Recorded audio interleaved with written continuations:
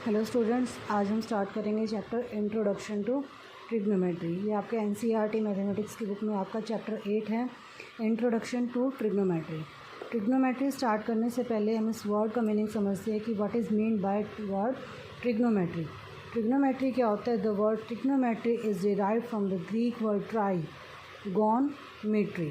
अगर आप इसको खोल के देखो तो ये वर्ड क्या बनता है? Trigonometry. Tri mean 3, gon mean sides and metre mean measure. यानी कि ट्रिग्नोमेट्री क्या है? Trigonometry is the study of the relationship between the sides and angle of a triangle. जो आपकी ट्रायंगल है, ट्रायंगल की जो 3 साइड्स होती है, उन साइड्स और उनके बीच के जो एंगल्स के बीच में जो रिलेशनशिप होता है वो हम इस ट्रिग्नोमेट्री के अंडर पढ़ते हैं। ठीक है, इस ट्रिग्नोमेट्री के अंदर हमारे पास जो ट्रायंगल होती है वो किस टाइप की ट्रायंगल होती है? आपके पास एक्यूट एंगल और right angle triangle. Right angle triangle पे बेस्ड होते हैं आपके क्वेश्चंस ट्रिग्नोमेट्री के, और इसमें हम एंगल्स मेज़र करेंगे बिटवीन 0 एंड 90 डिग्री। ठीक है, तो हम टॉपिक स्टार्ट करते हैं। हमारा फर्स्ट टॉपिक है ट्रिग्नोमेट्रिक रेशियोज़। ट्रिग्नोमेट्रिक रेशियोज़ को हम टी रेशियोज़ भी बोलते हैं। ठीक है, शॉर्ट फॉर्म में हम इसको टी रेशियोज़ भी बोलते हैं। The ratio of the sides of A right angle triangle. आपकी जो ट्रिग्नोमेट्री होती है वो सारी किस पे बेस्ड होती है? आपकी राइट एंगल ट्रायंगल पे बेस्ड होती है। इसमें एक एंगल आपका राइट एंगल होता है और जनरली दोनों एंगल आपके कैसे होते हैं? एक्यूट एंगल्स होते हैं। तो the ratio of the sides of right angle triangle with respect to its acute angles are called trigonometric ratios. जो रेशियोज़ किसके बीच में, जो आपकी राइट एंगल ट्रायंगल है उसकी साइड्स के और उसके एक्यूट एंगल्स के बीच में जो रेशियोज़ होती है उनको ट्रिग्नोमेट्रिक रेशियोज़ बोलते हैं, और उनको ही हम शॉर्ट फॉर्म में क्या बोलते हैं? T ratios.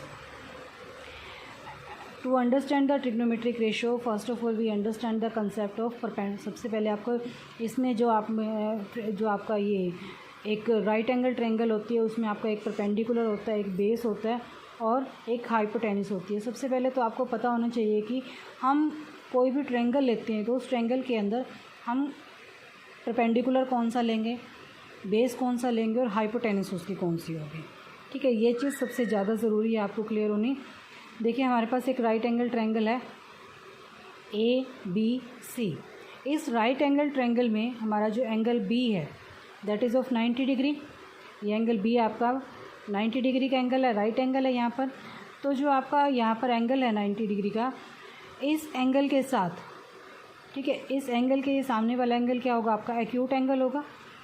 तो इसके एडजेसेंट साइड होती है, ये क्या होगी आपकी? ये यहाँ पे ये होगा आपका परपेंडिकुलर, और BC परपेंडिकुलर होगा, और AB जो ये आपका 90 डिग्री का एंगल है, इसके साथ ही जो आपका एक्यूट एंगल गिवन है इसकी जो एडजेसेंट साइड होगी वो क्या होगी? आपकी बेस। यानी कि इस केस में जो आपका बेस है, इस केस में बेस क्या होगा? आपका AB। ये आपको एक्यूट एंगल गिवन होगा, इसमें आपका बेस बनेगा AB, BC इज़ परपेंडिकुलर, और AC क्या होगा आपका? AC यहाँ पर क्या होगी? आपकी हाइपोटेनस। ठीक है, नेक्स्ट इसी तरह ये दूसरी ट्रायंगल देखो। इस केस में अगर आपका जो एक्यूट एंगल है, एक्यूट एंगल की पोजीशन अगर हम चेंज करते तो उस केस में आपकी बेस की और हाइपोटेनस और परपेंडिकुलर सबकी जो वैल्यू है वो चेंज हो जाएगी। ठीक है, इस केस में अगर मान लो आपकी जो ट्रायंगल है उस ट्रायंगल में आपका एंगल B कैसा है? आपका 90 डिग्री का है, और इस केस में इस ट्रायंगल में हमारा जो एक्यूट एंगल गिवन है, एक्यूट एंगल कौन सा यहाँ पर गिवन है? Angle C। ये देख रहे हो आप, ये एक्यूट एंगल आपको C गिवन है। तो जो ये आपका एक्यूट एंगल होता है इसके एडजेसेंट साइड, इसकी और जो ये 90 डिग्री का एंगल है इसके एडजेसेंट जो साइड होगी वो क्या होगी? आपका बेस होगा यहाँ पर। ठीक है, तो इस केस में आपका बेस क्या बना? BC। ये आपका बेस हो गया, और जो आपका राइट एंगल है यहाँ पर उसके अपोजिट साइड, ये इसके अपोजिट साइड है, और इसकी अपोजिट साइड क्या रहेगी? आपकी परपेंडिकुलर। यानी कि यह अगर एंगल B यहाँ पर है तो इसके सामने वाली साइड जो AC है ये क्या होगी? इसकी परपेंडिकुलर, और जो बची थर्ड साइड है वो क्या होगी? आपकी क्या होगा? आपका ये क्या होगी? आपकी परपेंडिकुलर, और AC क्या होगा? आपका हाइपोटेनस। ठीक है, थर्ड केस लेके देखते हैं। इस केस में क्या होगा? इस केस में देखिए यहाँ पर 90 डिग्री का एंगल कौन सा दे रखा है आपको? यहाँ पर एंगल दे रखा है आपको 90 डिग्री का एंगल है आपका एंगल Q। तो रेफरेंस एंगल, एक्यूट एंगल कौन सा गिवन है आपको? R। जो ये रेफरेंस एंगल है और जो आपका ये परपेंडिकुलर राइट एंगल है, इन दोनों के जो एडजेसेंट साइड है, ये साइड है, ये कौन सी रहेगी आपका बेस बन जाएगा, यानी कि क्यू आर क्या बन गया आपका बेस बन गया। जो ये 90 डिग्री का एंगल है, इसके सामने वाली जो साइड है ये क्या होती है आपकी हाइपोटेनिस, ये हाइपोटेनिस हो जाएगी, पी आर इज़ हाइपोटेनिस। और जो तीसरी साइड है वो क्या रहेगी आपकी परपेंडिकुलर। तो इस केस में perpendicular P Q and Q R is base and P R is hypotenuse. ठीक है, तो सबसे पहले तो आपको किसी भी ट्रायंगल में क्या देखना है कि वो सबसे पहले जो बात होगी इसमें वो क्या होगी, वो राइट एंगल होनी चाहिए। राइट एंगल किस एंगल पे है ये आपको पता होना चाहिए। और जो एंगल ऑफ रेफरेंस, जो भी एक्यूट एंगल गिवन होगा आपको क्वेश्चन में, एंगल ऑफ रेफरेंस भी गिवन होगा, उस एंगल की हेल्प से आप पहले तो उसका निकालोगे कि उसमें परपेंडिकुलर कौन सा है, बेस कौन सा, हाइपोटेनिस कौन सा है। अगर ये चीज़ आपको अच्छे से क्लियर हो जाती है तो आप क्वेश्चन बड़ी ईजीली कर सकते हो इसके। ठीक है, उससे पहले हम पढ़ेंगे, क्वेश्चंस करने से पहले हम टी रेशोज़ देखेंगे। टी रेशोज़ कौन कौन सी होती हैं हमारी। ठीक है, टी रेशोज़ में हमारे पास क्या आता है, sine theta, cosine theta, tangent theta, cotangent theta, cosecant theta and secant theta. ठीक है, ये सभी एंगल्स आपको डिस्कस करने हैं इसमें। इन सब की वैल्यूज़ हम निकालना सीखेंगे कि हम इन सब की वैल्यूज़ क्या होती है। इन सब की वैल्यूज़ आपको एक फॉर्मूले के साथ मैं बताती हूँ कि आप कैसे उनको ईजीली लर्न कर सकते हो। ये आपके पास एक फॉर्मूला होता है B P B divided by H H B. P यहाँ पर क्या होता है आपका परपेंडिकुलर। जो पी होगा यहाँ पर, पी क्या डिनोट कर रहा है, ये पी आपका क्या डिनोट कर रहा है, परपेंडिकुलर। बी क्या डिनोट कर रहा है यहाँ पर, बेस। और एच क्या डिनोट कर रहा है यहाँ पर, हाइपोटेनिस।